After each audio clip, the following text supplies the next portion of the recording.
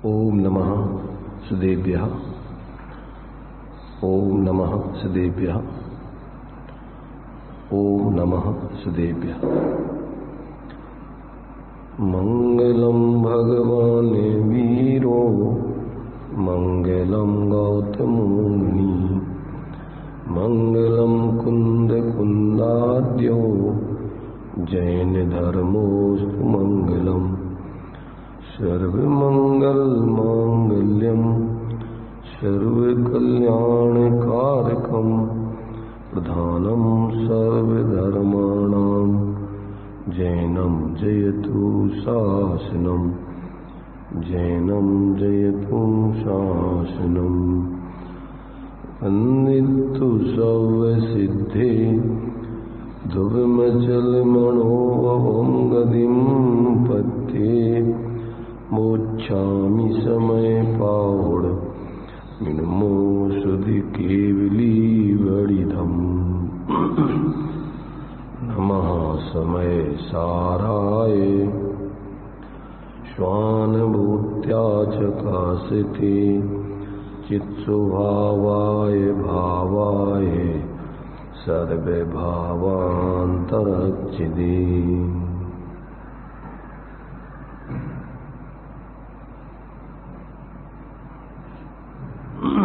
समय सार जी गाथा 16 अपनी अभी चल रही है। इस गाथा 16 में आचार्य देव ने साधक और साध्य भाव के माध्यम से एक अपने उस शुद्ध आत्म तत्व की आराधना करने की प्रेरणा दी गई है। इसी में जीवों का हित है, भला है। और यदि अपने उस एकत्व विभक्त रूप कारण समय सार की भेद और अभेद रूप से आराधना न की जाए, उसको भूल करके और अन्य किसी की आराधना की जाए, उसमें एकत्व मत आदि किया जाए, तो वो जीव के हित में नहीं है, अहित में है। उससे जीव निरंतर पर्याय में दुखी बना रहता है, आकुलित बना रहता है, चतुर्गति संसार में परिभ्रमण करता रहता है। तो यहाँ आचार्य देव साधक भाव से अर्थात अपूर्णता और पूर्णता के रूप में जब तक उस स्वरूप की पूर्ण सिद्धि नहीं हुई है, तब तक उसी स्वरूप की साधना करना चाहिए, उसी की सिद्धि करने का पुरुषार्थ करते रहना चाहिए। ये अपन को यहाँ पर इस गाथा में प्रेरणा दी गई है। तो यहाँ पर अपने लिए यानी भेद और अभेद से एक अपने उस स्वरूप को ही वास्तव में देखना, जानना, अनुभवना चाहिए, ऐसा यहाँ पर आचार्य देव समझा रहे हैं। तो अभी गाथा अपन ने कल पढ़ी थी, भावार्थ भी अपन ने कल पढ़ लिया था। अब इसके ऊपर जो आचार्य अमृत चंद देव ने कलश लिखे हुए हैं, तो उस कलशों के माध्यम से उन्होंने इसी के भाव को समझाने का प्रयत्न किया है। तो अपन इन कलशों के माध्यम से भी अब इसी 16वीं गाथा के भाव को इन 4 कलशों के माध्यम से समझेंगे। तो ये जिस प्रकार मंदिर के ऊपर शिखर होती है और इसके ऊपर कलश रख दिया जाता है, तो उस मंदिर की शोभा बन जाती है, सुंदरता हो जाती है, और उस शिखर और कलश के माध्यम से दूर से ही वो मंदिर दिखाई देने लगता है। लोगों के लिए ज़्यादा उसकी खोजबीन करने के लिए ज़रूरत नहीं पड़ती है, सहज रूप से दूर से समझ में आ जाता है कि यहाँ मंदिर है, चलो अपन दर्शन करेंगे। ऐसे इन कलशों को इस गाथा रूपी मंदिर के ऊपर चढ़ा करके बहुत ही सहजता में इस गाथा के भाव को स्पष्ट करके व्यक्तियों को उस गाथा के स्वरूप को स्पष्ट ये आचार्य अमृत चंद देव ने करने का प्रयत्न किया है। तो अब ये कलश पढ़ते हैं, इनमें उसी बात को किस रूप में समझना है वो बात यहाँ बताई जाती है। देखिए 16 नंबर का कलश है। दर्शन ज्ञान चारित्रैः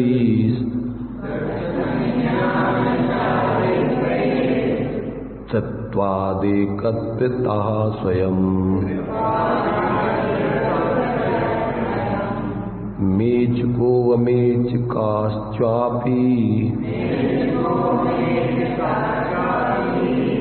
सममात्मा प्रमाणतः।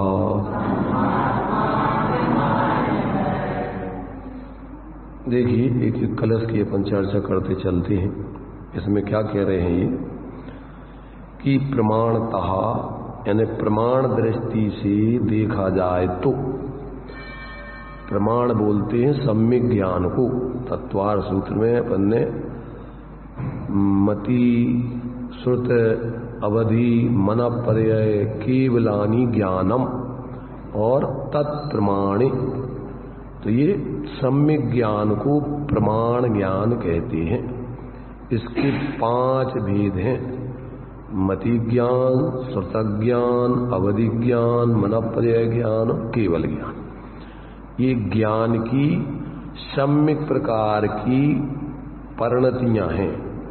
ज्ञान में वस्तु स्वरूप को यथार्थ जानते हुए कि ज्ञान का परिणमन 5 प्रकार से होता है। मति ज्ञान, श्रुत ज्ञान, अवधि ज्ञान, मन पर्यय ज्ञान, केवल ज्ञान। और जब ज्ञान मिथ्यात्व के साथ होता है, अर्थात जब स्वपर को यथार्थ ज्ञान नहीं जानता है, तो ऐसे ज्ञान को अपन कुज्ञान बोलते, मिथ्या ज्ञान बोलते, अज्ञान बोलते। और वो ज्ञान प्रमाण नहीं कहलाता है। प्रमाण माने सत्य को नहीं जानता है। प्रमाणिक व्यक्ति अपन बोलते हैं लोग में, ये व्यक्ति बहुत प्रमाणिक है, माना सत्य है, यथार्थ है, ये वास्तविकता को जीता है। ऐसे ही जिसके सम्यक ज्ञान होता है, वे वस्तु स्वरूप को यथार्थ जान करके सही जीवन जीते हैं। उनको भ्रम नहीं होता है कोई कि मैं कौन हूँ, पर क्या है, मेरे हित में क्या है, मेरे अहित में क्या है। वो सब सम्यक ज्ञानी जीव उस बात को समझकर, और जब तक पूर्ण अपनी आत्मा का हित नहीं हो जाता है, तब तक वो अपने हित के मार्ग की आराधना करते हैं, अहित के मार्ग से निवृत्ति करते हैं, अर्थात आश्रव बंध से निवृत्ति करते हैं, संवर निद्रारूप प्रवृत्ति करके और मोक्ष की सिद्धि करते हैं। सम्यक ज्ञान की परिभाषा दी है कि जो अहित से बचावे और हित में प्रवृत्ति करावे, उसका नाम ही सम्यक ज्ञान है। और जो ज्ञान तुम्हें अहित से बचावे नहीं और हित में प्रवृत्ति करावे नहीं, उसके लिए सम्यक ज्ञान नहीं कहते। तो यहाँ अपन को ये कह रहे कि जब प्रमाण दृष्टि से देखा जाए तो यह आत्मा अमेचका चा अपि, एक साथ अनेक अवस्था रूप, मेचक यानी भेद रूप भी है और एक अवस्था रूप अमेचक भी है। यानी जब अपन इसको गुण पर्याय आदि की दृष्टि से देखते हैं तो ये आत्मा अनेक रूप भेद रूप दिखाई देता है, और जब इसको द्रव्य दृष्टि से देखते हैं तो ये आत्मा अमेचक एक रूप दिखाई देता है। क्या कह रहे, ये सम्यक ज्ञान, प्रमाण ज्ञान, और प्रमाण ज्ञान पूर्वक ये नए ज्ञान होता है। क्या होता है, वस्तु स्वरूप को जानने के उपाय क्या बतलाए, प्रमाण नयैरधिगमा, प्रमाण और नयों के माध्यम से ही वस्तु स्वरूप का ज्ञान होता है। तो ये दोनों प्रकार का जानना सम्यक है। कौन सा, भेद रूप जानो वस्तु को, अनेक रूप जानो और एक रूप जानो। तो ये 2 दृष्टिकोण है। वस्तु द्रव्य पने से एक रूप है, परंतु गुण पर्याय पने से अनेक रूप भेद रूप है, क्योंकि आत्मा में अनेक गुण होते हैं, उसकी अनेक पर्याय होती हैं। उन सब को आत्मा का ही जानना, वो सब सम्यक ज्ञान है। सम्यक ज्ञान किसे कहना, स्वपर अर्थ बहु धर्म जुत जो प्रगटावन भान। जो स्व और पर प्रकार के पदार्थ हैं वे अनेक धर्म गुण आदि पर्याय आदि रूप हैं। तो उनको जैसे हैं वैसा जानना, स्व को स्वारूप, पर को पर रूप। उसका नाम सम्यक ज्ञान है। तो यहां ये क्या कह रहे कि आत्मा जब प्रमाण दृष्टि से एक साथ देखी जाती है माने तो वो क्या है, मेचक अमेचक दोनों प्रकार से दिखाई देती है। प्रमाण ज्ञान में कैसी दिखती है, मेचक भी दिखती है अमेचक भी दिखती है। जब अपन नयों से देखते हैं तो जिस नए से देखते हैं उस प्रकार की दिखती है। जब द्रव्य दृष्टि से देखते हैं तो आत्मा एक रूप, नित्य रूप, अभेद रूप, सामान्य रूप दिखाई देती है। जब पर्याय रूप से देखते हैं तो अनेक रूप, भेद रूप, अनित्य आदि रूप दिखाई देती है। ये क्या है, ये सम्यक ज्ञान है, ये झूठा नहीं है। तो ऐसा अपने लिए यहां पर कह रही है कि प्रमाण दृष्टि से देखा जाए तो यह आत्मा एक ही साथ अनेक अवस्था रूप मेचक भी है और एक अवस्था रूप अमेचक भी है। उसी को अपन मेचक अमेचक ये शब्द हैं। तो मेचक माने होता है भेद रूप, अनेक रूप, और अमेचक होता है एक रूप, नित्य रूप, अभेद रूप, सामान्य रूप। तो उसके अमेचक के कई अर्थ होते हैं। जिस दृष्टिकोण से अमेचक देखोगे उस दृष्टिकोण से अमेचक दिखेगा। जब पर्याय की मेचकता और द्रव्य की अमेचकता देखोगे तो नित्य अनित्य दिखाई देगा। द्रव्य पने से ध्रुव एक रूप, उन पर्यायों में सामान अन्वय रूप से, और पर्याय पने से देखो तो बदलते परिवर्तन रूप, अनित्य रूप, उत्पादव्य रूप। तो इस दृष्टिकोण का अमेचक अलग। और जब अपन क्या है भेद अभेद गुण भेद वाला देखेंगे तो आत्मा में अनेक गुण दिखाई देंगे। ज्ञान, दर्शन, शोक, वीर, अस्तित्व, बस्तित्व आदि सब गुण हैं आत्मा में। पर जब वो गुण कोई सर्वथा अलग अलग नहीं है, एक द्रव्य के ही विशेष है वो सब। तो जब अपन द्रव्य रूप से देखेंगे तो सब एक अकेला सब अभेद होकर के वो गुण एक द्रव्य दिखाई देगा, अभेद रूप से दिखाई देगा, उसमें भेद दिखाई नहीं देंगे। तो ये सम्यक ज्ञान में कि सभी प्रकार जैसी वस्तु है वैसा छद्मस्त जीव वो सभी दृष्टिकोणों से वस्तु का विचार करता है। जब वो सविकल्प दशा में रहता है ऐसे सब विचार करता है। और जब वो आत्मा के अनुभव करता है तो वहाँ निर्विकल्प आत्मा जैसी है बिना विकल्पों के अनुभव में आती है। अपने उस द्रव्य स्वभाव को मुख्य करके जब आत्मा का अनुभव किया जाता है पर्याय में तो आत्मा निर्विकल्प जैसी है, शांत निराकुल चेतन स्वरूप अनुभव में आती है। वहां कोई विकल्प नहीं है। वहां तो जैसे सर्वज्ञ भगवान जान देख रहे हैं और कोई विकल्प नहीं है, ऐसी छद्मस्त भी ध्यान के काल में सर्वज्ञ भगवान जैसा निर्विकल्प आत्मा का अनुभव करता है। जैसे सर्वज्ञ भगवान की सर्वता सेवा का भाव हो गया, अभी इसकी कसाय चौथे गुण स्थान भक्ति 3 कसाया नहीं है, तो इसमें उसमें क्या कोई डिफरेंस है? कोई डिफरेंस नहीं है। अभी उस अनुभव के काल में कोई विकल्प नहीं है। क्या डिफरेंस आएगा समझने के विकल्प के काल में। निर्विकल्प काल में कोई डिफरेंस नहीं है। अंतर इतना है कि वो प्रत्यक्ष देख रहे हैं और ये परोक्ष अनुभव कर रहा है। परोक्ष का मतलब अपने मति सुतक ज्ञान में चूंकि छायुषमिक ज्ञान है, उस छायुषमिक ज्ञान से ये भी स्वानुभव प्रत्यक्ष है। परोक्ष तो चूंकि अभी वो मति सुतक ज्ञान को परोक्ष कहा है, उस अपेक्षा से परोक्ष है, ना कि कोई इंद्री मन आदि के विकल्प करके वो परोक्ष ज्ञान में ऐसे विकल्पों में पड़ा है। उसको अपन स्वानुभव प्रत्यक्ष बोलते हैं। अंतर इतना है कि स्वानुभव प्रत्यक्ष से निर्विकल्प अनुभव कर रहे और वो केवल ज्ञान से स्वानुभव प्रत्यक्ष का अनुभव कर रहे।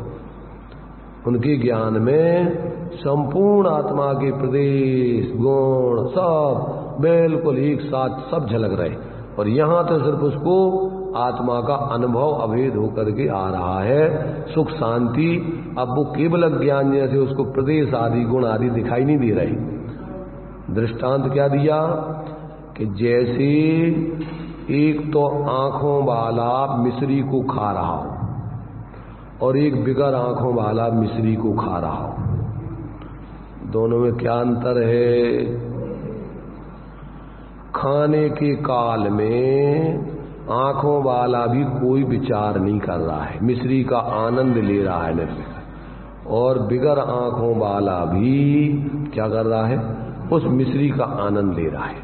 अब अंतर इतना है कि आंखों वाले के उस आंखों वाले को उसका आकार वगैरह भी उसने देखा है, रंग वगैरह भी देखा है, पर बिगर आंखों वाले को मिश्री का जैसी मिश्री है अनुभव तो आ रहा है, पर उसको आकार वगैरह रंग वगैरह का अभी प्रत्यक्ष ज्ञान नहीं है।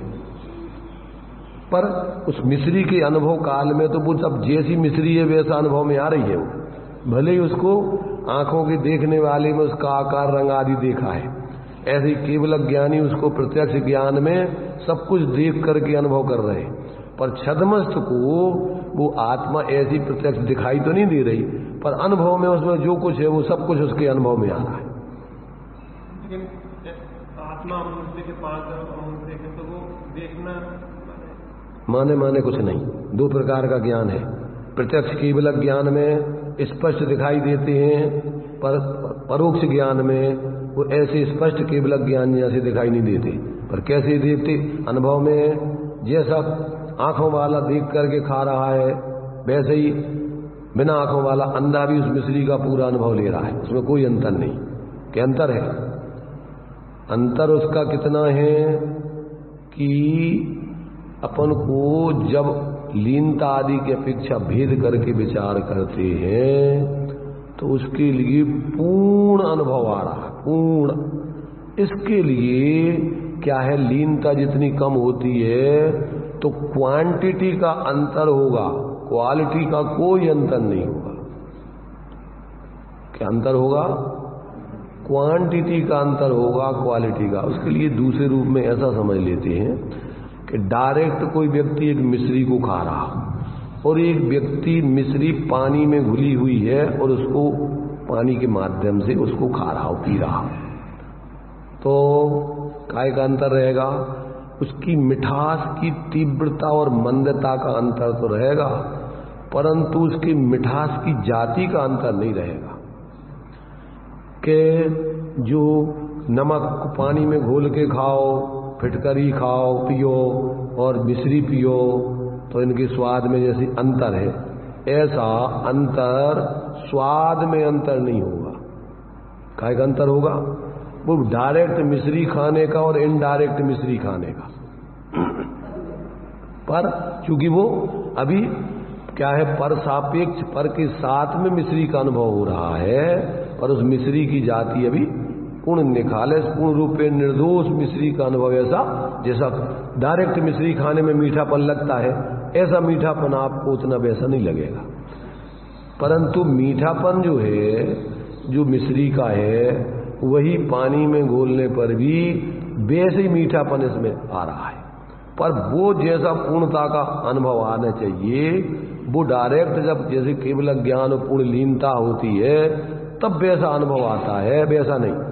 पर ये स्वाद जो लेने पर उसके लिए डायरेक्ट उस मिश्री का कि भाई मिश्री वास्तव में ऐसी मीठी, अब वो अपने लिए परोक्ष ज्ञान में अपन ने निर्णय किया कि डायरेक्ट जब मिश्री का स्वाद लोगे तो आपको ऐसा पूर्ण अनुभव आएगा, ऐसा पूर्ण आनंद मिलेगा, और वो मिश्री आपको पूरी दिखेगी, ऐसी सफेद है, इस प्रकार के ऐसी रंग वाली है, ऐसा जो है उस प्रकार का स्वरूप है, वो सब आपको आकार वगैरह दिखाई देगा।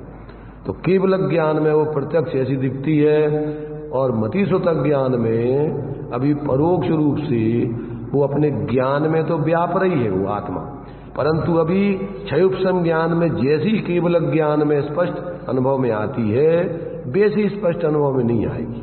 पर अनुभव में जो आ रही है वो मिश्री आ रही है, पर वो काहे कि पर के संयोग पूर्वक वाली, अभी कर्म सापेक्षता पूर्वक और ज्ञान में इस प्रकार की आंशिक उसका स्वाद आ रहा है।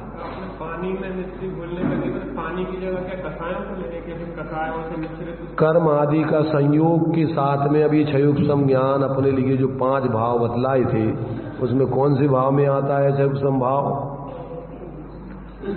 कौन से भाव में आता है? 5 भाव अभी अपन ने 14वीं गाथा में पढ़े, 15वीं गाथा में पढ़े, तो कौन से भाव में आता है? बद्ध स्पष्ट अनन्य अविशेष अनियत, तो अनियत पने में आता है, उसमें हीनादिकता उसकी पर्याय में अभी क्षयोपशम ज्ञान और छायक ज्ञान में चलेगी। पर वो जो पानी पना है उसमें जो मिश्री है, वो चाहे आप डायरेक्ट खाओ और चाहे दूसरों के संयोग पूर्वक खाओ, वो उसमें पूरी मिश्री जो है उसमें आपका उस मिश्री से संबंध बना हुआ है। पर डायरेक्ट मिश्री का जैसा खाना होता है वो पूर्ण छायक भाव वाली मिश्री का खाना वो पर्याय में जैसी पूर्ण स्पष्टता आपके केवल ज्ञान में छायक ज्ञान में आएगी भावों में, वैसी क्षयोपशम ज्ञान में नहीं आ रही। कसायों की बात नहीं है, ये ज्ञान के क्षयोपशम ज्ञानावरण आदि का अलग है और कसायों का अलग है। कसायों का बुद्धि पूर्वक की व्यवस्था लीनता वाली अलग है, चारित्र की, वो चारित्र की स्थिरता है। यहाँ पर अपन को ज्ञान की आंशिक प्रकटता आंशिक अप्रकटता लेना है, पूर्ण प्रकटता और पूर्ण अप्रकटता, पूर्ण प्रकटता और आंशिक प्रकटता वो लेना है।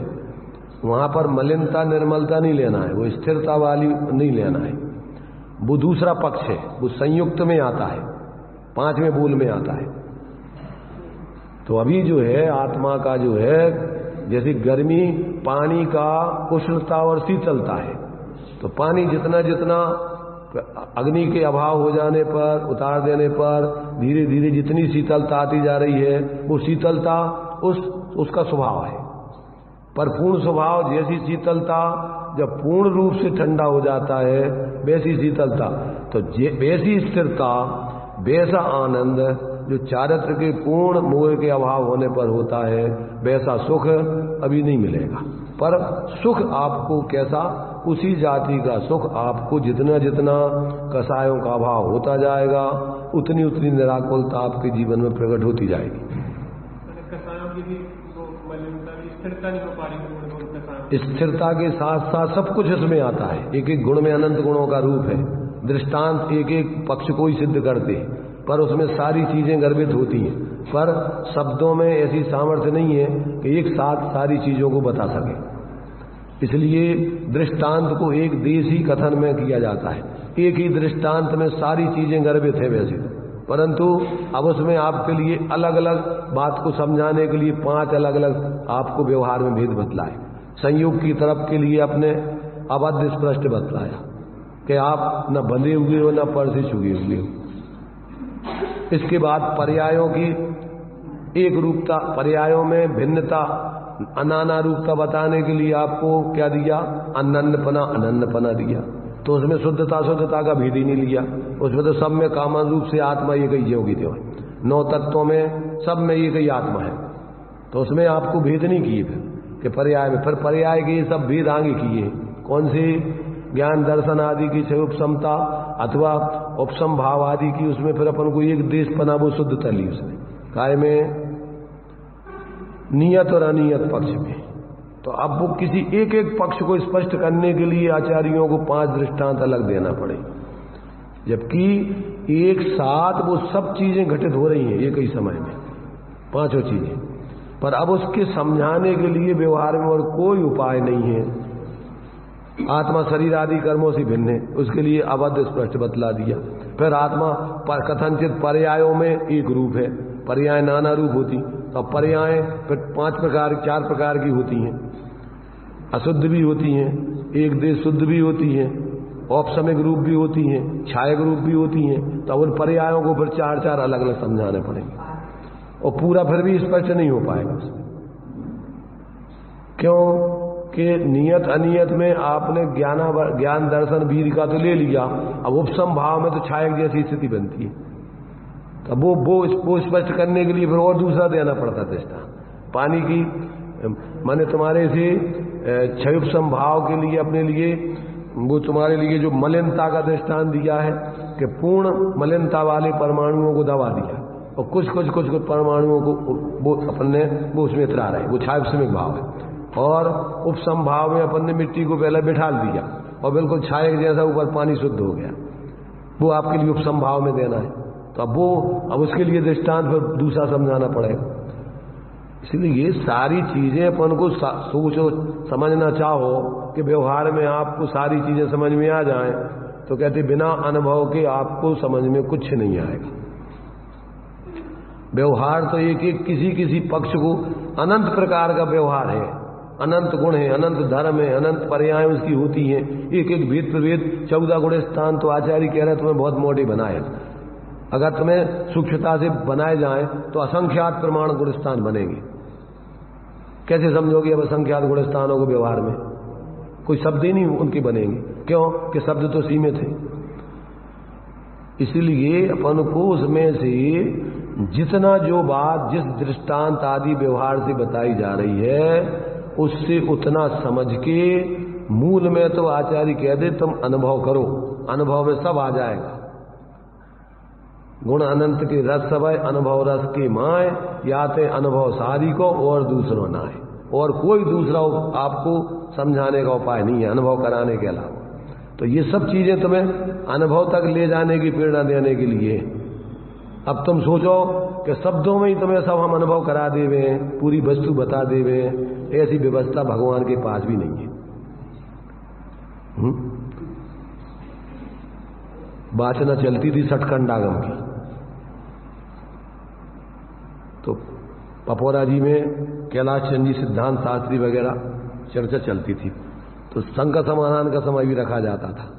तो लोग इतने शंका समाधान उसमें रख देते थे। तो फिर आखिरी में कहते देखो भैया हम सर्वज्ञ, पहली चीज तो सर्वज्ञ भी तुम्हें कोई सब चीजें बता नहीं पाएंगे, अनुभव ही तुम्हारे लिए एकमात्र उपाय है। इसलिए इनसे तो तुम अनुभव करने की प्रेरणा लेकर के अंदर में अपने को उस ज्ञान दर्शन ज्ञान लक्षण से लक्षित करके अपने स्वरूप में उतर जाओ, और उससे तुम्हें जो निर्विकल्प अनुभव होगा बस वही मोक्ष मार्ग है। इसके अलावा कोई शब्दों में 11 अंग 9 गुरु तक के विकल्प करते रहो और मिथ्या दृष्टि की मिथ्या दृष्टि बने रहो। और एक तुष्मास भिन्न वाले जिनको 7 तत्व 6 द्रव्यों का नाम पता नहीं है, बोल नहीं सकते शब्दों में, और अपने स्वरूप का अनुभव करके और वो केवल ज्ञानी हो गए, भगवान बन गए। तो व्यवहार की तो अपनी एक सीमा है, उसको तुम कितने विकल्प कर करके तुम समझोगे ये तो बताओ। और एक व्यक्ति थोड़ा सा ही, उनने इतना समझा, उनने कितना, उन महाराज ने दाल धोती हुई स्त्री को देखा, सास भी नहीं देखा, पढ़ा उस सास के माध्यम से भी नहीं समझा, काजी समझी। तो वो स्त्री नदी में दाल धो रही थी, दाल धोते हुए उनने देखा, तो देखा कि क्या कर रही है भाई, किसी ने पूछा, तो उन्होंने कहा ये तुष्मास भिन्न, छिलका अलग कर रहा है वो दाल, ये दल अलग कर रहा है। तो उनने सुना वो सब महाराज ने, उनने कहा बस यही अंदर में ज्ञान स्वरूप आत्मा चेतन दल अलग है और ये शरीर आदि के छिलके अलग है, और यही तो मेरा स्वरूप है। और ऐसा अंदर में अपने ज्ञान में अपने उस गायक आत्मा को लेकर और अपने ध्यान में अनुभव करने लगी, आनंद आने लगा। अब बाहर में वो ज्यादा तुम पूछोगे कितने द्रव्य होते हैं महाराज, कितने तत्व होते हैं, तो भैया हम नहीं जानते। और तुम 11 अंग के और 9 पूर्व के धारी तक हो जाओ और तुम कहोगे जी महाराज तो मूरा के कुछ नहीं जानते, 6 द्रव्यों के नाम ही नहीं जानते, कि काय के महाराज है। अब कहें ठीक है, अब देखो लोग उनकी निंदा करें, उनको मूर्ख कहें, ये उपसर्ग परिसर से करना है। अब इसमें उनको दीनताहीनता का भाव नहीं आना चाहिए। क्या 22 प्रकार के परिसरों में एक अज्ञान परिसर है और एक है प्रज्ञा परिसर। बहुत सारा ज्ञान द्वादशांग का ज्ञान हो जाए और उसका दंभ करके अपने को तुम उससे क्षयुपसम ज्ञान से अपने को बड़ा मत मान लेना। और जो और नीचे क्षयुपसम ज्ञान कम वाले हैं, आत्माराधक है, तुम उनको नहीं समझ लेना कि जी मूरा के अज्ञानी। तो बाहर के क्षयुपसम ज्ञान से विकल्पात्मक सारे तुम्हारी चर्चा से उस मोक्ष मार्ग का कोई वास्तव में सर्वथा संबंध नहीं बनता है। जब तक आपको अंतर में अपने उस आत्मा की पर से भिन्न अनुभूति प्रतीति नहीं होगी, तो बाहर में जीव बाहर के त्याग से अनंत बार साधु बन जाते हैं।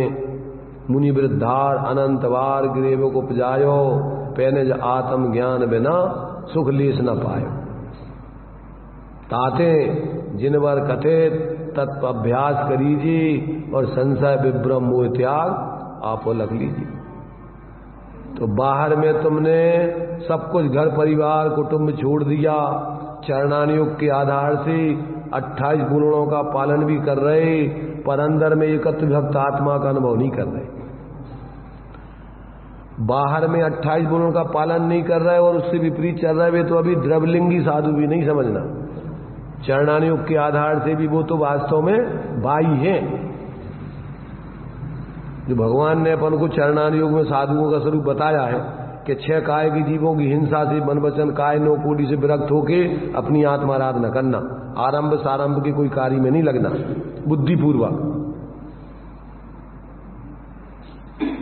तो अभी जिनको वो ही डर नहीं हो, जैसे वो तुम्हारे अभव्य सेन थे, क्या परीक्षा की गई उनकी तो सोच करने गए और रिद्धि विद्या से जो उनके कमंडलू का पानी सुखा दिया गया। तो क्या हुआ कि पास में तालाब था और कमंडलू में पानी भर के अनछना और उसे शुद्धि कर ली है महाराज। अभव्य से नाम था उनका, उनको अभव्य घोषित कर दिया कि ये भव्य ही नहीं है। अभी जो चरणानुयोग की जो आगम में लिखा है उस हिसाब से व्यवहार में ही डर नहीं है, जिनको स्वच्छंदाचारी प्रवृत्ति है तो वो तो अभी व्यवहार से भी साधु नहीं है। जो चरणानुयोग के आधार से जो 6 काय के जीवों की हिंसा मन वचन काय कृत काय तन्मोदना से 6 काय जीवना हननते सब विद दरब हिंसा टरी रागादि भाव निवारते भावित न हिंसा अवतरी। ये अहिंसा महाव्रत का पालन है बुद्धिपूर्वक। तो अभी जिनको चरणानुयोग का भी चरणानुयोग से भी साधुपना व्रत लेके और उससे डर नहीं हो और स्वच्छंद होकर के बाई द्रव्य हिंसा आदि में लग रहे हो, तो अभी चरणानुयोग से भी व्यवहार में भी साधुपना नहीं कहते आचार्य। अंदर से तो जब तक स्वरूप का अनुभव करके 3 चौकड़ी कसाय का भाव नहीं करोगे तब तक भाव से साधु नहीं बनोगे। अगर तुमने बाहर से चरणानुयोग से ऐसा जो लिखा है 6 काय के जीवों की हिंसा से बुद्धि मन वचन काय 9 कोटि से आप बिल्कुल निर्वृत्ति करके आत्माराधना कर रहे हो, तो अपन चरणानुयोग से आपको साधु मानेंगे और व्यवहार में वो पूज्य हैं। परमार्थ से उनका कल्याण नहीं होगा, पर लोक में तो उनकी पूज्यता है। लोक में उनके लिए उनके प्रति अपन जो जैसे साधुओं के साथ व्यवहार करते वैसे व्यवहार करेंगे। परंतु जिनके चरणानुयोग के आधार से सही प्रवृत्ति नहीं है, जो सही जैन है जैसे रानी देवती थी, ऐसे उनके साथ में साधु जैसा व्यवहार नहीं करें। भैया तुम चरणानुयोग का ही पालन नहीं कर रहे तो हम तुम्हें व्यवहार से भी साधु नहीं मानेंगे। निश्चय से तो तुम अंदर में तुम जानो, पर व्यवहार हमें तो व्यवहार वालों को तो व्यवहार तो दिखने चाहिए। इसलिए जब व्यक्ति को ऐसा तत्व ज्ञान हो जाता है तो निश्चय व्यवहार का उनके जीवन में सुमेल बढ़ता है। अंदर में अपनी उस एकत्व भक्त स्वरूप की श्रद्धा ज्ञान लीनता रूप ये स्वानुभव पूर्वक आत्मानुभूति पूर्वक धर्म की निश्चय धर्म की साधना करते हैं। और बाहर में गुण स्थान प्रमाण सावधानी रखकर, अगर श्रावक है तो 5 अणुव्रत का पालन और मुनिराज है तो 5 महाव्रत का पालन कर रहे हैं।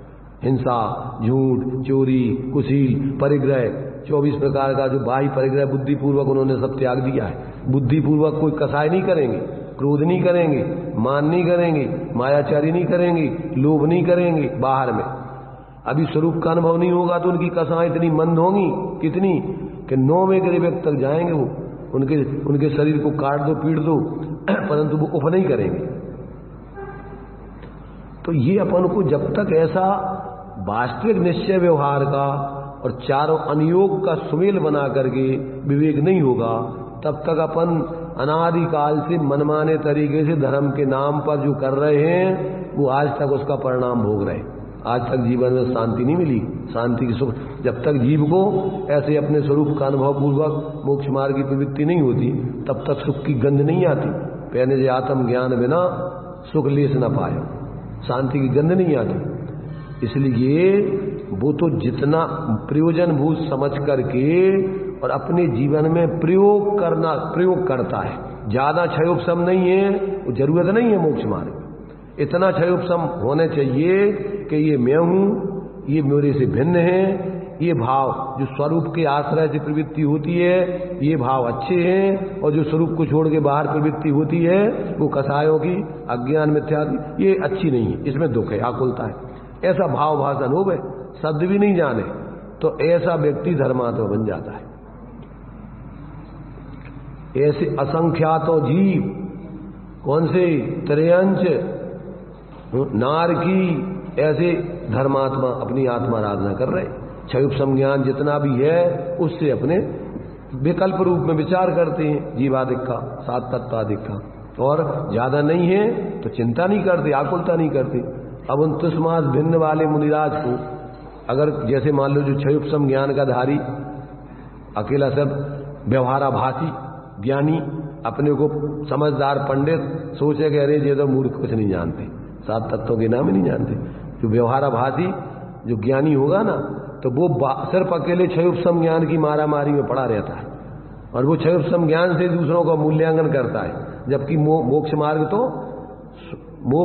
तो क्षय उपशम ज्ञान के दम पे नहीं चलता है। कैसे चलता है? वो तो स्वानुभव ज्ञान के दम पे चलता है।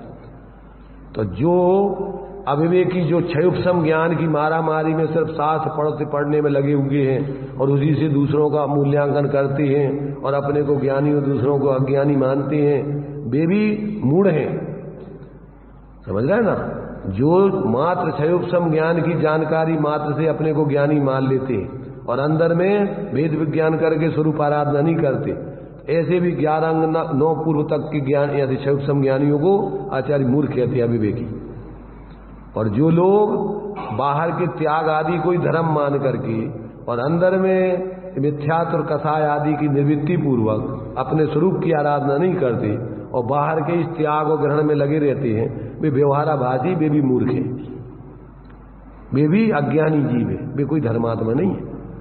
तो यहां तो मोक्ष मार्ग में जो एक सुमेल स्वाश्रय पूर्वक का व्यवहार का जो एक सुमेल है, जो क्षय उपशम ज्ञान है, उसको सम्यक प्रकार से अपने आत्महित में लगाना, और जो बाहर निर्वृत्ति है और स्वरूप प्रवृत्ति पूर्वक बाहर की उतनी निर्वृत्ति करना जिसमें आपके जीवन में अपने स्वरूप की आराधना हो सके। और बाहर की निर्वृत्ति की भी अगर खेच में चले जाओगे तो आर्थ ध्यान करके पाप कमाओगे, पुण्य तो होगा ही नहीं, धर्म तो है ही नहीं। तुमने सोच लिया कि ज्यादा उपवास करने में धर्म होता है और परिणामों का विवेक नहीं है, संकलित परिणाम हो रहे, बीमारों जैसे पड़े हो, न स्वाध्याय कर रहे, न कोई और धर्म की प्रवृत्ति है, और अकेले उपवास में तुमने धर्म मान लिया, तो पड़े पड़े मरीजों जैसे पड़े रहोगे और अंदर में आर्थ ध्यान चलेंगे। और बाहर में तुमने अगर सिर्फ सब कुछ छोड़ देना ही धर्म मान लिया है और अंदर में अपने स्वरूप की प्रवृत्ति करने का जो स्वरूप समझे ही नहीं है, ऐसा अनंतवार कहते तुमने सब नाटक कर लिया है और तुम्हारे जीवन में कोई शांति की गंध नहीं आई और धर्मात्मा तुम बने नहीं। इसलिए इस भ्रम में नहीं रहना कि जो मंद कसाय अकेली बाहर में, अभी तो मंद कसाय का भी जिनके ठिकाना नहीं हो, जिनकी कसाएं भड़क रही हो और बाहर के त्याग आदि का दंभ कर रहे हो, तो वे तो अभी व्यवहाराभासी नहीं है ना, उनको तो अभी सही व्यवहार का ही पता नहीं। इसलिए अपन को इन सब बातों को चारों अनियों के माध्यम से जब तक अपन समझेंगे नहीं, तब तक जीवन में अपने संतुलन बना करके आत्माश्रित मोक्ष मार्ग की प्रवृत्ति नहीं करते। और सभी जीवों के साथ अपन को जो सम्यक व्यवहार होने चाहिए वो सम्यक व्यवहार नहीं होता है। जीव मात्र के प्रति सम्यक व्यवहार, एक इंद्रिय आदि जीव, वे भी जीव हैं, उनके प्रति भी तुम्हें दया और करुणा का भाव आना चाहिए। और संगी पंचेंद्रिय जीवों की बात तो छोड़ो, जो दूसरे संगी पंचेंद्रिय जीव हैं उनके प्रति एकांत से तुम्हारा दुर्भाव चल रहा है, दुष्टता का भाव चल रहा है, ये तो महापाप का भाव है। वे भी जीव हैं, कदाचित मान लो अज्ञानी है तो भी तुम्हें तो उसके प्रति करुणा का भाव आने चाहिए, मैत्री भाव रहने चाहिए। भैया जीव हैं, हम अभी आत्माराधना कर रहे हैं और ये जीव एक क्षण में अगर इनकी पर्यायगत योग्यता से अगर इनको समझ हो जाएगी तो एक क्षण में समझ के और हमसे पहले मोक्ष प्राप्त कर लेंगे, हमसे पहले ये हमसे ऊंचे निकल जाएंगे। इसलिए इस भ्रम में नहीं रहना कि भाई अब अगर नहीं समझ रहे हैं, विपरीत चल रहे हैं तो सर्वथा वे बुरे ही हो गए।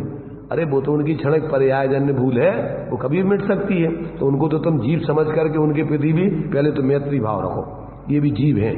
अब पर्याय में भूल चल रही है, तीव्रता है, तो थोड़े उस समय अपन मध्यस्थ रहो, और उनके प्रति दुर्भाव तो करना ही नहीं, द्वेष भाव तो करना ही नहीं, अपना विरोधी तो मानना ही नहीं। क्यों?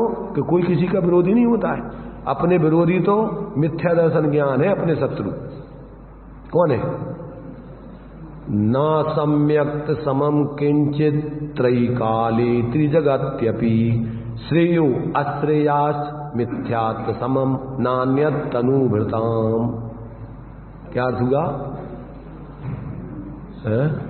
सम्यक्त के समान इस जीव का 3 लोक और 3 काल में कोई हितैषी और बंधु नहीं है, और मिथ्यात्व के समान 3 लोक और 3 काल में इस जीव का अहितैषी और शत्रु नहीं है कोई। तो किधर है शत्रु और मित्र?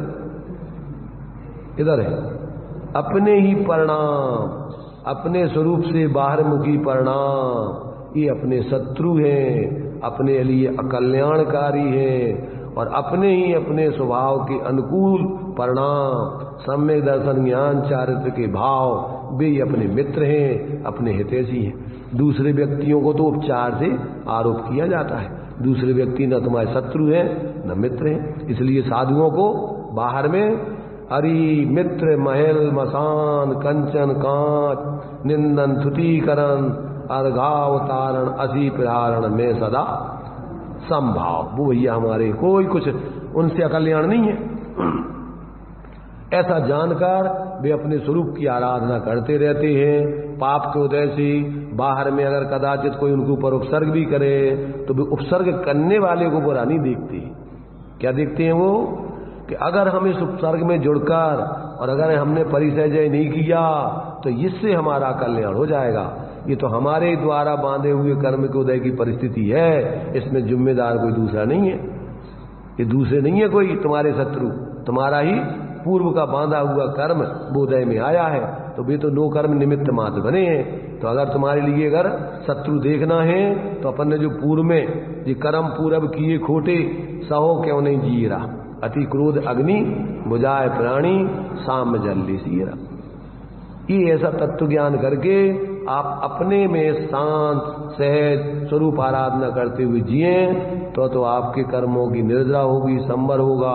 और अगर आप पाप के उदय में दूसरे नो कर्मों को अपना विरोधी शत्रु, उनके प्रति दुर्भाव, उनके प्रति वैर भाव करोगे तो ये तुम्हारी अपनी आत्मा की दुर्गति होगी। इससे सामने वाला व्यक्ति तो एक क्षण में पहले गलती की और उसने पश्चाताप करके अरे नहीं करना चाहिए अपन को, काय को किया, वो तो सुधर गया और तुम्हारी धारणा में उसके प्रति निमित्त बना के 24 घंटे 8 रोज ध्यान करोगे, मर के दुर्गति में जाओगे।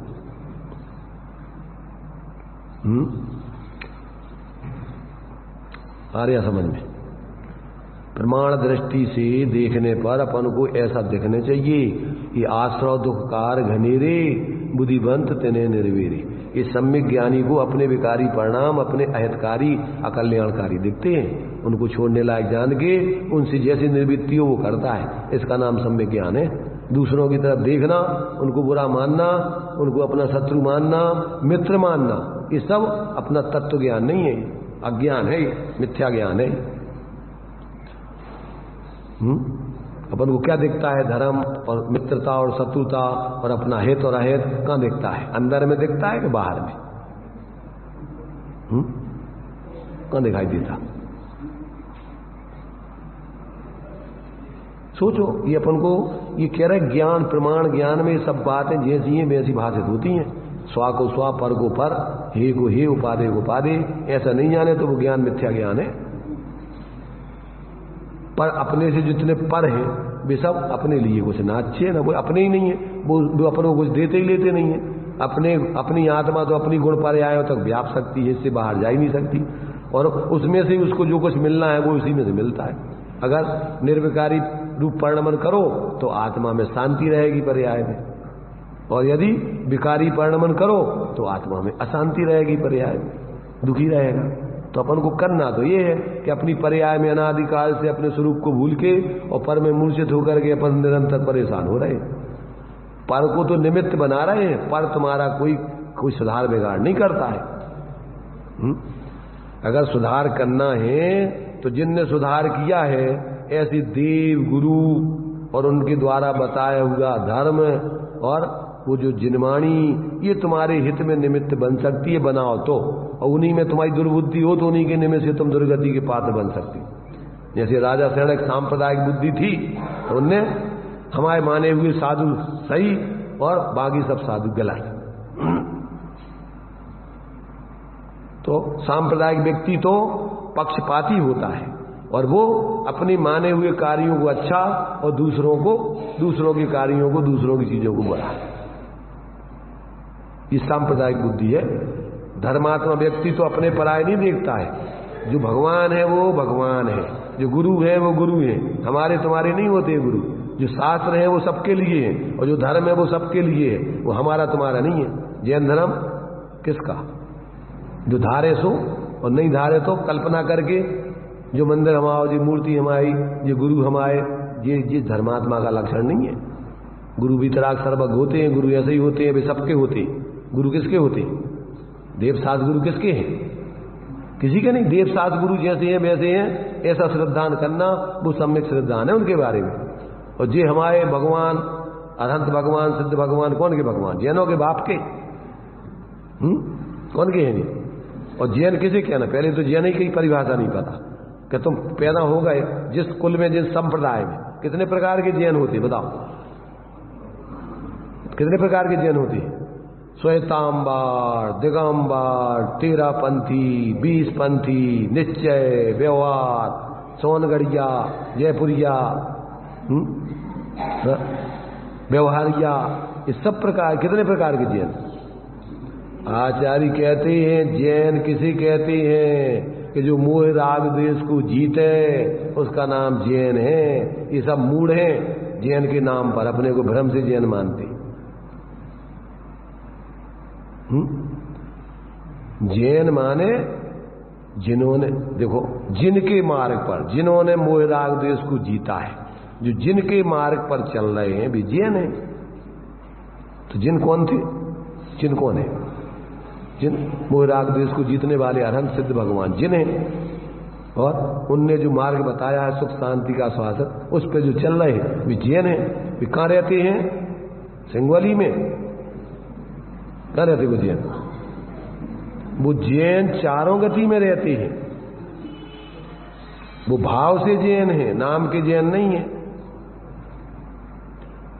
चारों गति में, नरकों में असंख्यात तो जैन, और उन्हीं को एक देश जिन भी कहते हैं। वे जैन जो है वे एक देश जिन है, एक देश भगवान बन रहा है वो पर्याय में, और धीरे धीरे वे पूर्ण भगवान बन जाएंगे, जिन बन जाएंगे।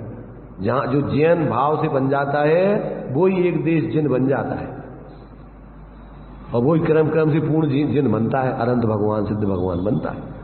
और जो अंदर में अपने उस एकत्व भक्त स्वरूप की आराधना करके मोह राग द्वेष को नहीं जीत रहे, और वे भ्रम से अपने को कोई संप्रदाय और पंथ व्यामोह में अपना संप्रदाय बना करके वो मान रहे जैन, वे तो बहुत भ्रम में है। और ऐसे जैन तीव्र कसाई होते हैं, और वे क्या करते हैं? वे सामान्य लोगों से भी ज्यादा पाप कमाते हैं। क्यों? कि अपने संप्रदाय के लोगों से मोह और अन्य जीवों से द्वेष। मेरी भावना में अपन पढ़ते हैं कि मोह नहीं होने चाहिए, फैले प्रेम परस्पर जग में, पर मोह दूर पर रहा करे। और सांप्रदायिक व्यक्ति को प्रेम नहीं होता है, क्या होता है? मोह होता है। मेरा मंदिर, मेरी मूर्ति, मेरे लोग, ये उनमें मोह, मेरे मेरे मेरे। और तेरा क्या है? तेरी तो आत्मा है और तेरा कुछ नहीं है। 12 भावना में पढ़ते अपन, आप अकेला अब तरे, मरे अकेला हो, यों कबहू जीव को, साथी सगा न को, जहां देह अपनी नहीं तहां न अपना को। तो क्या हो तुम आत्मा हो, और तुम्हारे गुण पर्याय तुम्हारे में वो है तुम्हारे, और बाकी तुम्हारा कुछ नहीं है। तो ये अपन अपने को भूल के और बाकी सब अपने, जो कल्पना कर रखी है, रुपया, पैसा, मकान, ये वो सब काल्पनिक। और धर्म के नाम पे भी अपन मंदिर भी अपने पराए, अच्छे बुरे, उनमें भी कल्पनाएं कर रखी हैं। गुरुओं में भी जे हमारे, जे तुम्हारे, जे सही और जे गलत, कल्पना। अभी न सही का पता है न गलत का पता है। अगर जब तुम सही गुरु का स्वरूप समझ लोगे तो फिर मोह नहीं करोगे कि जी मेरी गुरु का स्वरूप है, उनने जो मार्ग बताया उस पर चल के अपनी आत्मा आराधना करोगे। और वे गुरु भी किसी व्यक्ति संप्रदाय के नहीं होते हैं। अगर किसी संप्रदाय और व्यक्ति विशेष में मोह है तो वे गुरु नहीं है। एक बार अटल जी ने लोकसभा में बोला था गुरु घंटाल है वे। जब इनकी 13 दिन की सरकार गिरा दी थी ना कांग्रेस वालों ने, तो ये जो है उस समय नरसिम्हा राव प्रधानमंत्री थे, उसके पहले जो थे वो, तो उन्होंने जो है माने जिस समय जो है नरसिम्हा राव ने जो है प्रधानमंत्रियों से सबसे अपने अपने वक्तव्य बुलाए। तो नरसिम्हा राव ने कहा कि हम तो अटल जी को अपना गुरु मानते हैं। अटल जी ने फिर बाद में जब उनको नंबर आया तो उन्होंने कहा कि आजकल गुरुओं के कौन पूछने वाला है, गुरु घंटालों को पूछते हैं आजकल तो लोग। आज गुरुओं की जरूरत नहीं है, गुरुओं को तो लोग समझते नहीं है सही। गुरु घंटालों के लिए पूछते हैं लोग, जो बाहर में खूब साम दाम दंड भेद से दुनिया का बाहर में फैलाया करके नाटक कर रहे होंगे, उनके लिए गुरु मानेंगे। जो चुपचाप आत्मा आराधना कर रहे होंगे, ज्यादा बोलते नहीं हो, ज्यादा तुम्हारे पीछे आगे पीछे नहीं घूमते हो, तुम्हारी चापलूसी नहीं करते हो, तो उनके लिए तो कोई कहो रोटी नहीं देवे, भोजन का उनको आहार चौके नहीं लगावे। इसलिए भाई जब तक निष्पक्ष होकर के तत्व को नहीं समझोगे, सत्य को नहीं समझोगे, तब तक अपने मिथ्यात कथाएं आदि मंद भी नहीं पड़ेंगे। तत्वों को समझने से, तत्व अभ्यास करने से मिथ्यात आदि गलते हैं, और स्वरूप अनुभव करने से मिथ्यात कथाएं आदि टलती हैं। तत्व अभ्यास नहीं करने पर कसाय आदि मंद नहीं पड़ते, ध्यान रखना। इसलिए आचार्य ने ताते जिनवर कथित तत्व अभ्यास करीजिए और फिर संशय विभ्रम मोह त्याग आप लख लीजिए। जब तक ये दोनों चीजें नहीं होंगी तब तक आपके जीवन में शांति नहीं आएगी। बिना तत्व अभ्यास के आप कुछ भी कर लो, बाहर का त्याग आदि क्षयुप संज्ञान धारणा ज्ञान में कितनी भर लो, और उससे कोई शांति आत्मकल्याण का मार्ग नहीं खुलेगा।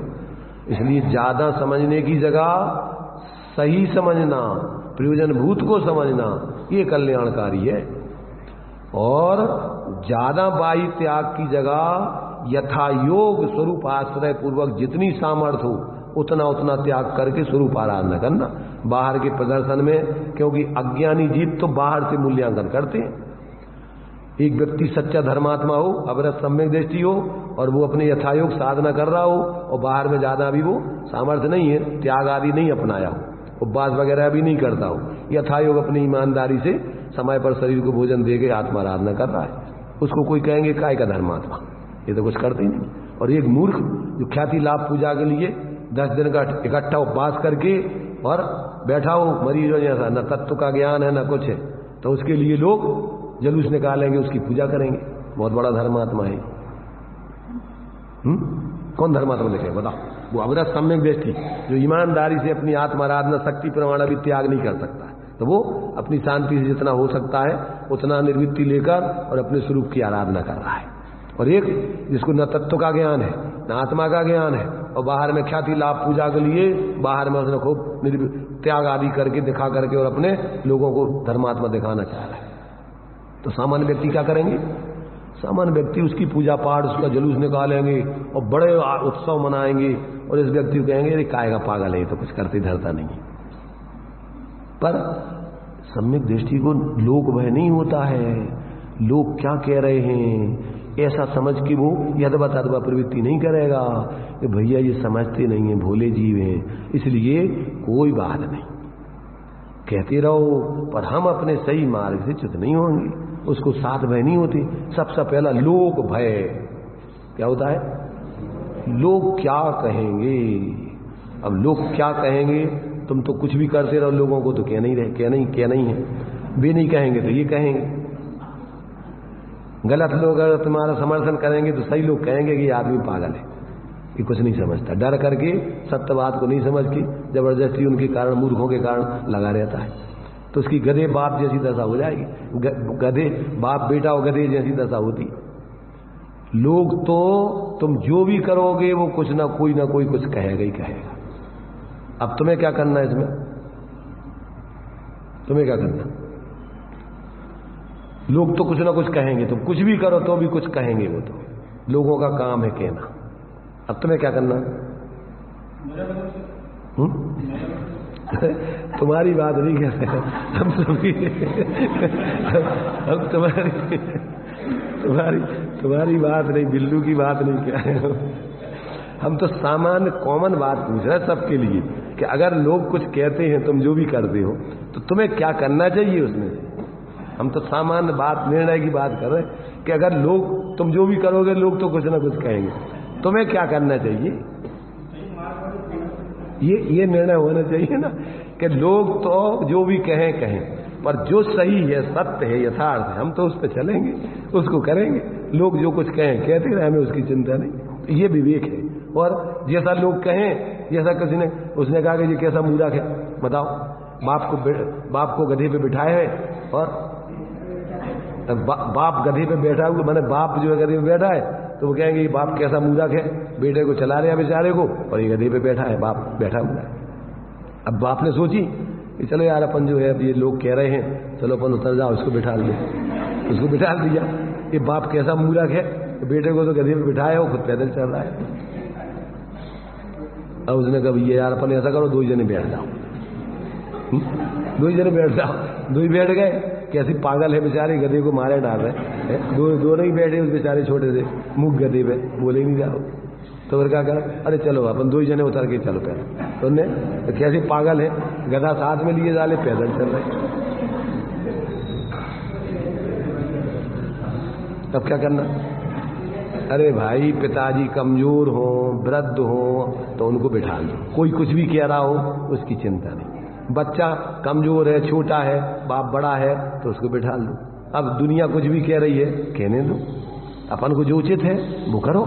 ऐसे धर्मात्मा व्यक्ति लोग क्या कह रहे हैं तो वो सही बात को छोड़ नहीं देता, और लोग कहते हैं तो गलत बात को अपना नहीं लेता। कुछ भी कहते रहो, गलत है तो वो नहीं अपनाएगा, नहीं करेगा। जो सही है उसको छोड़ेगा नहीं। वो धर्मात्मा, वो अपनी धीरे धीरे आत्मकल्याण करेगा। इसलिए सही व्यक्ति को इस मूर्खों की दुनिया में डरता नहीं किसी से। जिसने तत्व अभ्यास करके आत्मज्ञान किया है, वो अपने मार्ग पर शक्ति प्रमाण अपने को, देखो, छल नहीं ग्रहण करता, शक्ति प्रमाण अपनी आत्माराधना में लगता है, नहीं है भावना रखता है, उसकी श्रद्धा रखता है, आगे करेगा, चिंता नहीं उसको, जल्दी नहीं उसको, दूसरों के कहने से उसको यदवा तदवा नहीं करना, इसलिए वो सहज रहता है। तो ये अपन को सम्यक ज्ञान, तत्व ज्ञान होने पर अपना यथा योग सही मार्ग चलेगा। तो ये बात अपन को यहाँ समझाई जा रही कि भैया प्रमाण और नए से वस्तु स्वरूप का निर्णय करो। तुम कौन हो, क्या हो, तुम्हें लिए जीवन में क्या करना चाहिए, क्या नहीं करना चाहिए, तुम्हारी आत्मा का हित किसमें है, अहित किसमें है, ये सब समझ के तुम जियो। तो अब ये सब बातें अपन को यहाँ बताई जा रही कि भैया देखो, प्रमाण से देखो तो वस्तु अपन को ऐसी सामान्य विशेषात्मक दिखती है, नित्यात्मक दिखती है, वेदात्मक दिखती है। परंतु जब एक दृष्टिकोण से देखो तो वस्तु सामान्य दिखती है, दूसरे कोण से देखो तो विशेष दिखती है। और अगर दोनों से अपन माने व्यवस्थित देखो तो वो एक दूसरे सामान्य विशेष सर्वथा कोई अलग अलग नहीं है, वे भी एक दूसरे मय है। तो ऐसी वस्तु का बड़ा माने विचित्र रूप है। तो जब सम्यक ज्ञान होता है तो वो अपनी वस्तु की सीमा से बाहर नहीं जाता है, अपने स्वरूप से बाहर आपको और कुछ नहीं मानता है।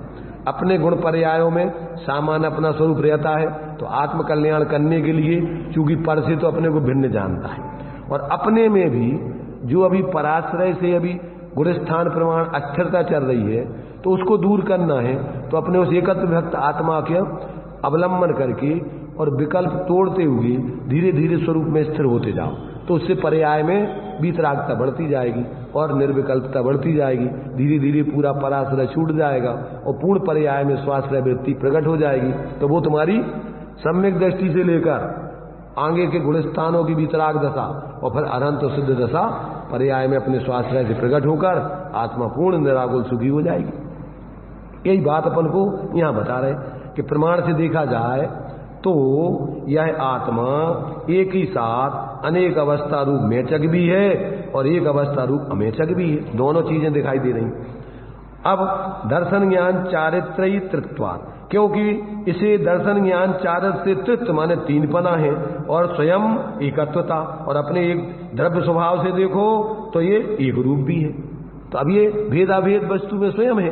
अब जब अपन ऐसा अभेद से देखते हैं तो वस्तु एक अभेद दिखती है, और जब अपन गुण पर्याय आदि के भेद से देखते हैं तो वस्तु अनेक रूप दिखती है। तो दर्शन ज्ञान चारित रूप, श्रद्धा ज्ञान चारित, आत्मा की श्रद्धा ज्ञान चारित, ये तीन पर्याय रूप परिणमन हो रहा है। सम्यक दर्शन ज्ञान चारित जिसको बोलते हैं। तो ये तीन रूप मोक्ष मार्ग व्यवहार से और निश्चय से, उन तीनों में एक आत्मा के अवलंबन से अभेद मोक्ष मार्ग है। तो ये अपन को मोक्ष मार्ग में भी दो कथन हो गए कि जब दर्शन ज्ञान चारित्र का सेवन करते हैं साधु जन तो ये व्यवहार का कथन हो गया, और उन तीन में एक आत्मा का सेवन करते हैं तो निश्चय का कोई अलग, कोई ऐसा नहीं है कि ये दोनों झूठ है, सही है, कथन में भी अंतर है कि ना। तो ऐसा इसको समझना। तो प्रमाण दृष्टि में तीन काल स्वरूप वस्तु द्रव्य पर्याय रूप देखी जाती है, इसलिए आत्मा को एक ही साथ एक और अनेक रूप देखना चाहिए। अकेला एक पक्ष लेकर के और अपन को एकांती नहीं बनना चाहिए। ये प्रमाण दृष्टि है। पर अपन को प्रयोजन साधने के लिए किसे मुख्य करना, किसे गौण करना, और कौन सी दृष्टिकोण से जब देखोगे तो कैसा दिखेगा, अब वो बातें भी आगे क्रम से बताई।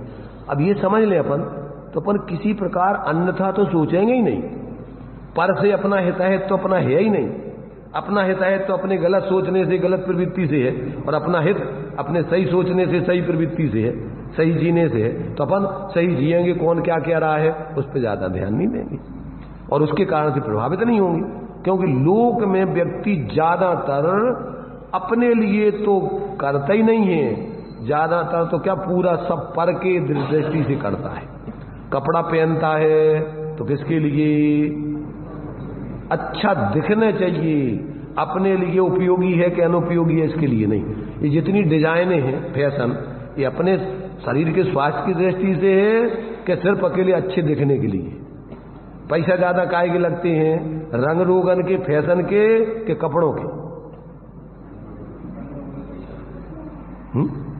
बिना रंग रोगन के कपड़े हो, बिना फैशन के, सीधे सीधा दर्जी तुम्हारा गांव का सी देता हो, वो तो वही चीज तुम्हारी 10-25 रुपया में सी देगा, 50 में सी देगा, और वही तुम्हारा आने हजारों रुपया लगेंगे सीने की सिलाई की। कैसे कि भैया भी अच्छी डिजाइन बनाते हैं, अच्छी फैशन से करते हैं।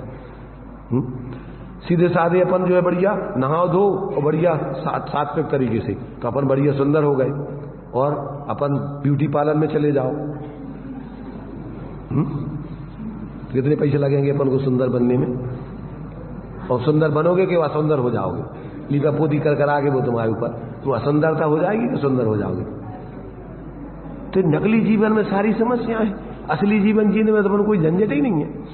सीधा साधा भूख मिटाने के लिए खाना है तो अपन को इतने आइटम, इतनी डिजाइन है, इतने आकार, इतने प्रकार, इतने कहाँ जरूरत है?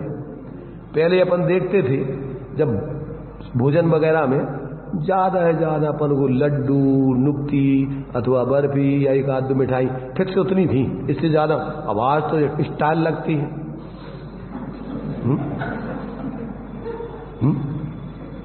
अब वो ऐसा जानवरों जैसा वो शांति से खड़ा ही नहीं हो खा पाता। जानवरों जैसा इधर भटकता, इधर भटकता, इधर भटकता, एक मुँह इधर मारा, एक मुँह जैसे उजरा जानवर होते ना, तो ऐसा। अब पूरा एक जगह तो खाना नहीं है, अब 10 जगह चाट इतने मिल रही है, अब उसे ठंडाई उतने मिल रही है, अब रोटी उतने मिल रही है, और मिठाई उतने मिल रही है। तो अब पान के भी स्टाइल है। कौन कौन सा पान खाना? बंगला खाना के कलकत्ता खाना के देसी खाना के कितने 50 प्रकार के पान होते, सब स्टाइल 50 प्रकार के पान की स्टाइल लगेगी। पागल हो गए। और तुम ये सब काय खिलाने? इतना कि जबान का स्वाद, इतना कि आंखों को दिखने में क्या वो लगा दिया पूरा, क्या बनवा लगाया, सामने आना लगवाया बुला करके। ये 50 लाख का, 25 लाख का, बड़े बड़े शहरों में कितने लाखों रुपए लगते हैं उसके। और शादी किसकी होना है? एक लड़के लड़की को सिर्फ स्वीकार करना है कि तुम भैया अपन जीवन में संगे रहना है, तो काम इतना सा है कि भैया ठीक है अपन दोनों जने जीवन में संगे रहेंगे, तो अब उसमें कितना खर्चा होना है? जाकर के उसे चले जाओ न्यायालय में और उसे लिख के दे दो कि भैया हम दोनों जने संग शादी कर रहे हैं, और न्यायालय में वो प्रमाण पत्र दे देंगे, ठीक है साथ में रहो सब।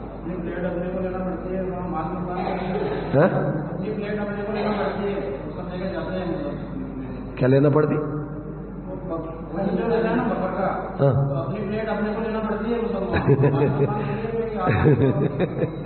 अरे पहले तो सुनो, जो बुलाता था वो खड़े होकर के पैर भी धोता था मेहमानों के, समझ रहे हैं ना, और बुला करके आदर से सम्मान से जब तक पूरे लोग बैठ नहीं जाएंगे तब तक जो है परसनी चालू होती थी। सारे लोग बैठ जाएंगे और फिर इसके बाद सबको क्रम से परस से करेंगे। अभी खाना नहीं, एक को परस दिया तो खाने लग गया।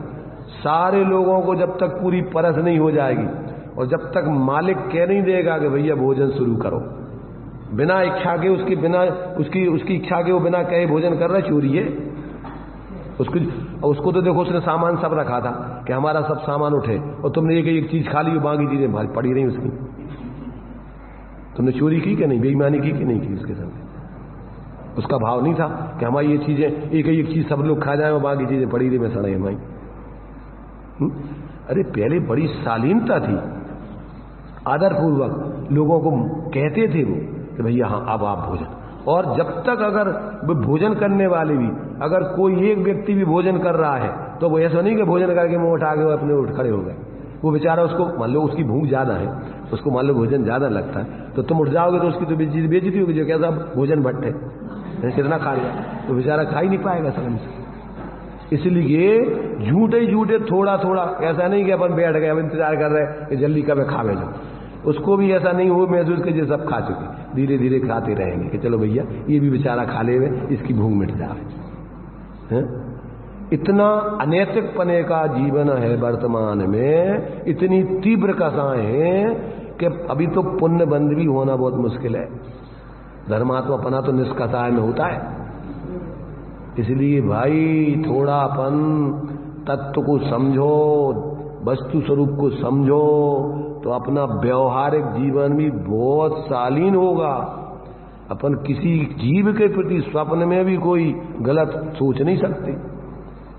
तो ये अपन को प्रमाण दृष्टि, नए दृष्टि, ये आपको जैसी वस्तु है वैसी दृष्टिकोण, आंखें ये तुम्हारी देखने की वस्तु स्वरूप, निश्चय व व्यवहार ये देखने की आंखें हैं दो। ये निश्चय व्यवहार कोई पार्टी और धर्म नहीं है, ये तो वस्तु स्वरूप को समझाने के दो तरीके हैं। वस्तु स्वरूप को देखने के जो दृष्टिकोण है ये सम्यक ज्ञान में होते हैं नए।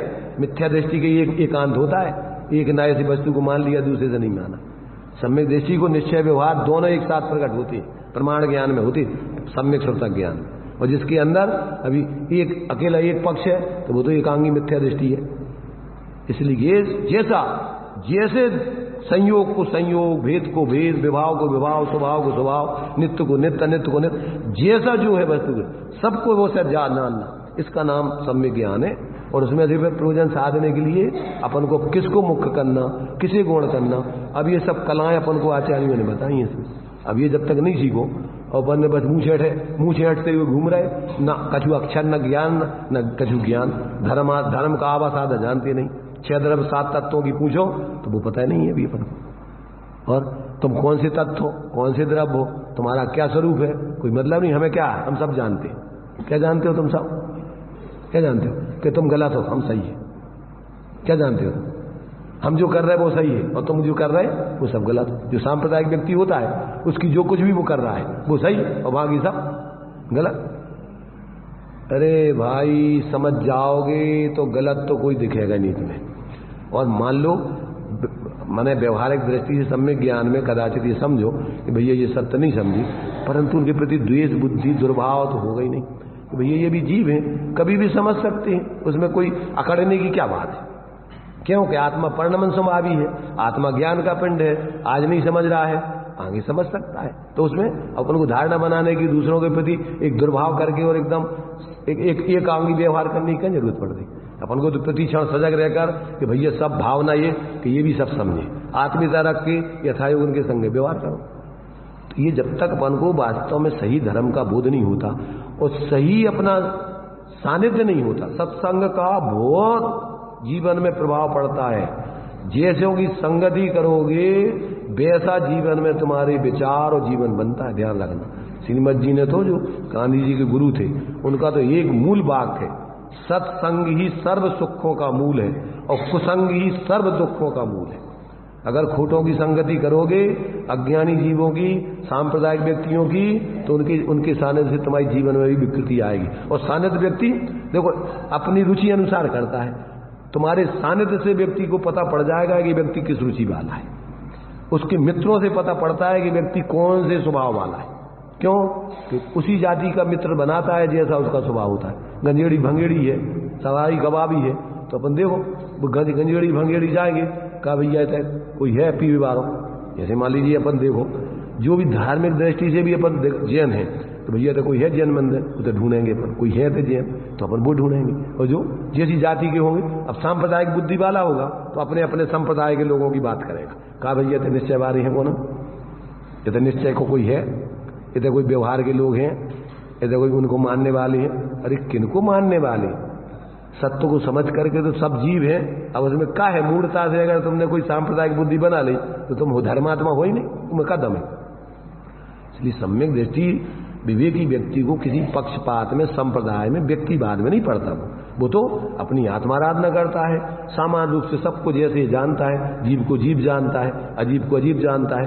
जो सही समझ रहे हैं उनको धर्मात्मा जानता है, गुण स्थान प्रमाण जो सही साधना कर रहे हैं उनको जानता है, उनके प्रति विशेष आत्मीयता रखता है। और जो नहीं समझ रहे उनके प्रति मैत्री रखता है कि ये भी जीव है, कभी भी समझ सकते, उसमें क्या बात है। और अभी मान लो दुर्बुद्धि है तो अभी मध्यस्थ रहो, क्यों? कभी बोलोगे तो कसाय भड़केगी, इसलिए पर उनके प्रति भी सद्भाव, दुर्भाव नहीं कि ये भी सही समझे। ऐसा जिसको तत्व ज्ञान होता है, आत्मज्ञान होता है, उसका जीवन बहुत ही संतुलित, समीचीन, सबके प्रति यथायुग सम्यक होता है, किसी के प्रति ऐसा दुर्भाव नहीं चलता। तो ये अपन को एक श्लोक में ये प्रमाण दृष्टि से वस्तु जैसी है वैसी देखी जाती है, और जब नए दृष्टि से देखते हैं तो वो जिस नए से देखते हैं वस्तु को उस दृष्टिकोण से वो वैसी दिखाई देती है। तो ये सम्यक ज्ञान में ही, प्रमाण ज्ञान में ही नए ज्ञान होते हैं। नए ज्ञान सुतक ज्ञान के अंश हैं, सम्यक सुतक ज्ञान के अंश हैं। तो उसमें सापेक्ष वस्तु को देखा जाता है, एकांगी अकेले एक पक्ष को लेकर उसी उतनी नहीं, वो इस अपेक्षा से वस्तु ऐसा उसमें सम्यक ज्ञान पूर्वक नए का ज्ञान यहाँ इस श्लोक में सिद्ध किया है कि भाई देखो सम्यक ज्ञान में ये सब बातें उसकी यथार्थ भाषित होती हैं, वो कहीं भी पक्षपात में किसी एकांगी दृष्टिकोण में नहीं जाता है। आगे और भी श्लोकों में हम नए विवक्षा से खुलासा करेंगे कि किस नए से देखने पर वस्तु कैसी दिखती है। चलिए,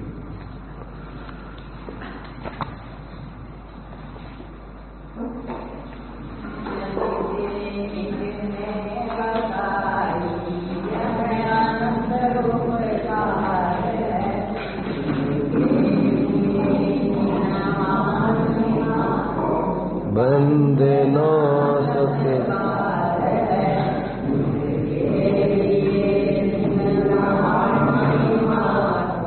वंदे नासते।